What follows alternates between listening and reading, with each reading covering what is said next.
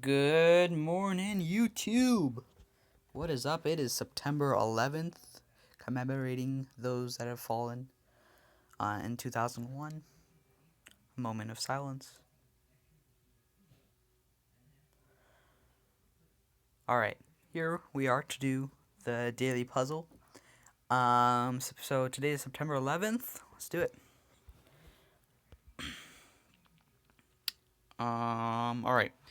Here, we can see that this bishop is kind of like, well, it's kind of blocking this pawn from promoting, right? The black pawn, right over here, wants to promote, and this bishop, if it moves, it will still protect that square.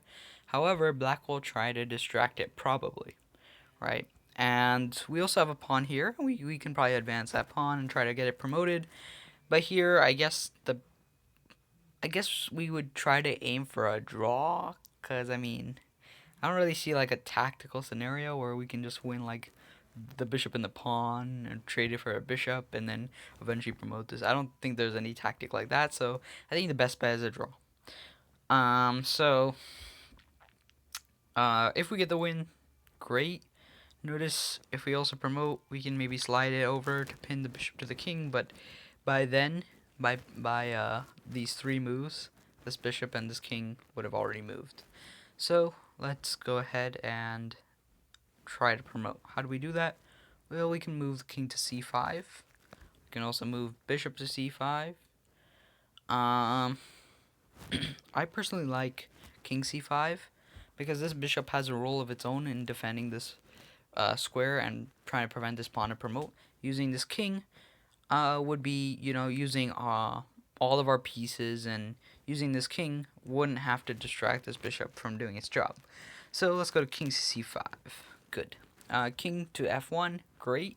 So now, notice this bishop moves to d4. The bishop will take, the king will take, and pawn promotes, and eventually checkmate. If bishop e3, pretty good move. Bishop f2, bad move, king takes. Bishop h2, bishop takes bishop. So we're left with bishop e3. Cool. So this bishop, notice it moved to f4, and that is because it wants to distract this bishop, right? This bishop has a special role in defending this square. However, once taken here, this pawn can freely promote, and it would be a bishop and a pawn versus a queen, and black would win. So we cannot take that bishop. What we can do is we can move to d4.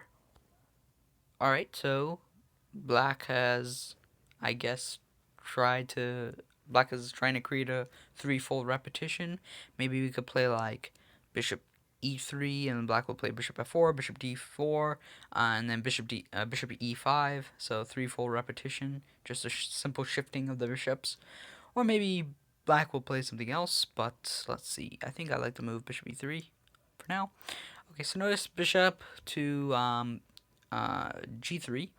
Notice what this move is. This is threatening bishop f2, black bishop to f2, and once black bishop to f2 is played, it pins the bishop to the king, and I guess you could say that it's kind of forced to capture. However, in playing these moves out, black has spent 1, 2, and after the capture, 3 moves. And in those 3 moves, we can promote this queen safely. So I'm going to push, not push, take, and then push, and then push. And like I said earlier, I guess the best we can do is a draw, and a queen versus a king and a queen. This is a draw. Unless white makes a severe mistake and panics to the e file, such as e4. Then it's easy for black to win, as black can simply play queen d2 or queen d1, either which skewer the king to the queen. As soon as the king moves, the queen will take the queen. So white does have to be careful in this scenario, but this is computer evaluated as a draw.